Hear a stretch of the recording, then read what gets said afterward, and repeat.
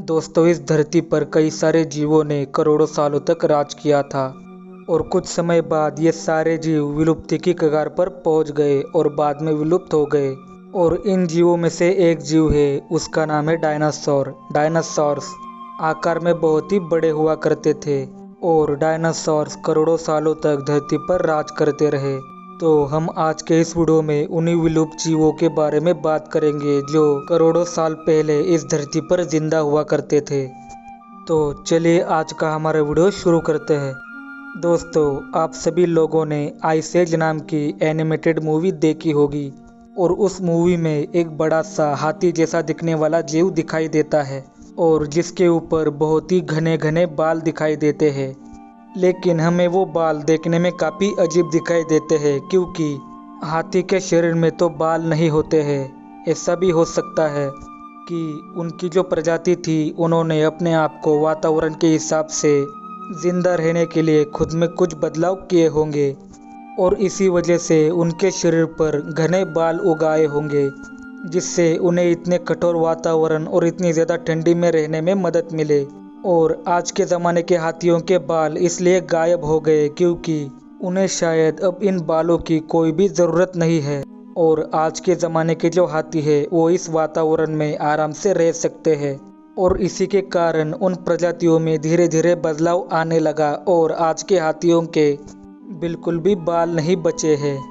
और ये जीव भी आज के ज़माने के हाथियों की तरह ही दिखाई देते थे जिनके शरीर पर बहुत ही घने घने बाल होते थे और इनके दांत भी आज के ज़माने के हाथियों के मुकाबले काफ़ी लंबे हुआ करते थे। दोस्तों, उस ज़माने की वूली मैमथ का आकार आज के ज़माने के अफ्रीकी हाथी के बराबर था और उनका वजन लगभग 90 किलोग्राम तक हुआ करता था।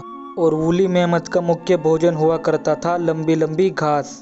और वैज्ञानिकों का कहना है कि इन जानवरों के विलुप्त होने का सबसे बड़ा कारण इनका भारी मात्रा में शिकार किया जाना और जलवायु में बदलाव इनका मुख्य कारण है। और इनकी ज़्यादातर प्रजातियां 14,000 से लेकर 10,000 ईस्वी पूर्व में ही विलुप्त हो गई थी। Number 2, sabre tooth tiger. दोस्तों, ये जानवर भी मैमथ्स के ज़माने में हुआ करते थे और ये बिल्कुल आज के ज़माने के टाइगर्स की तरह दिखाई देते थे। लेकिन आज के ज़माने के टाइगर्स और इन जानवरों में सिर्फ एक ही फर्क था और वो फर्क था उनके लंबे लंबे दांत। और लंबे होने के साथ साथ ये काफ़ी घातक और नुकीले हुआ करते थे जिनसे ये जानवर अपना शिकार किया करते थे। और ये प्रजाति 10,000 साल पहले अमेरिका में रहा करती थी और ये प्रजाति जंगल और झाड़ियों जैसी जगहों पर निवास किया करती थी और ये अपना ज़्यादातर समय शिकार करते हुए बिताते थे। लेकिन वैज्ञानिक इनके विलुप्त होने का सही कारण नहीं बता पाए हैं। लेकिन बताया जाता है कि जलवायु परिवर्तन और इनकी शिकार करते वक्त दूसरे जीवों से प्रतिस्पर्धा इनके विलुप्त होने की मुख्य वजह हो सकती है। Number 3, dodo bird. दोस्तों, डोडो एक बहुत ही पुराने समय के विलुप्त हो चुके पक्षी है और आपको ये बात जानकर हैरानी होगी कि डोडो एक पक्षी होने के बाद भी आसमान में बिल्कुल भी उड़ान नहीं भर सकता है। इनकी लंबाई 1 मीटर और वजन लगभग 10 से 15-18 के बीच में होता था, यानी कि इनका वजन 10 से 18 किलो तक का होता था और शायद यही सबसे बड़ी वजह इनकी विलुप्ति का कारण बनी। दोस्तों, डोडो पक्षियों के उपस्थिति का प्रमाण हमें 17वीं शताब्दी के चित्रों और लिखित खातों के द्वारा चलता है। और इस पक्षी का मुख्य आवास मॉरिशस के शुष्क तटीय क्षेत्रों में मौजूद जंगलों को माना जाता है। दोस्तों, ऐसा भी माना जाता है कि डोडो पक्षी पहले उड़ा करते थे, लेकिन जब डोडो पक्षी को ये अंदाज़ा हुआ कि हमारे लिए पर्याप्त भोजन हमारे आसपास ज़मीन पर ही मौजूद है तो उड़ने की क्या ज़रूरत है। और साथ ही इनका कोई शिकारी ना होने की वजह से इन्हें भागने की भी कोई ज़रूरत नहीं पड़ती थी और इसी वजह से इन्होंने अपनी उड़ने की क्षमता खो दी। और इन पक्षियों का सबसे पहला उल्लेख 1558 में डच नाविकों के द्वारा किया था और उसके कुछ ही समय बाद नाविकों के द्वारा और उनके शिकारियों के द्वारा इन पक्षियों का बहुत ही भारी तादाद में शिकार किया जाने लगा और यही सबसे बड़ा कारण बना इनकी विलुप्ति का। और 16वीं शताब्दी के आते आते इनका सफाया हो गया। नंबर 4, स्टेलर सी काव।